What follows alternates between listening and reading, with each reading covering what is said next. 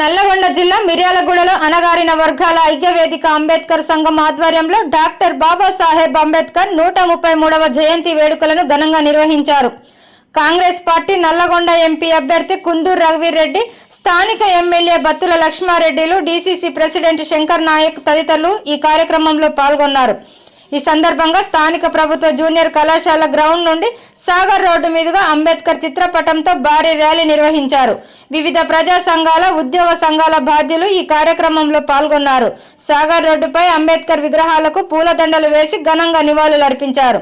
అంబేద్కర్ ఆశయ సాధనకు ప్రతి ఒక్కరూ పునరంకితం కావాలని కోరుతూ కేక్ కట్ చేసి జన్మదిన శుభాకాంక్షలు తెలియజేశారు.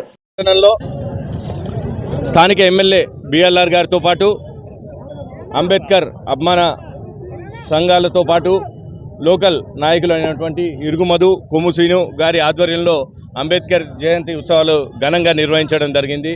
దాంట్లో అతిథులుగా నన్ను, లక్ష్మారెడ్డి గారిని పిలవటం జరిగింది. ఎంతో ఉత్సాహంగా, ఎంతో అభిమానంతో ఈ ర్యాలీలో చాలామంది యువకులు, ఉత్సాహవంతులు పాల్గొన్నారు. వాళ్ళందరికీ కూడా నా ధన్యవాదాలు, అభినందనలు.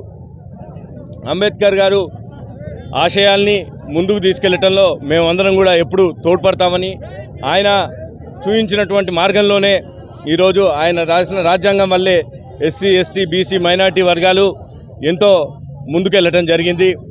అలాగే ముందు కూడా జరగటానికి ఇప్పుడు మేము ఎప్పుడు తోడ్పడతామని మీకు తెలియజేస్తున్నాను.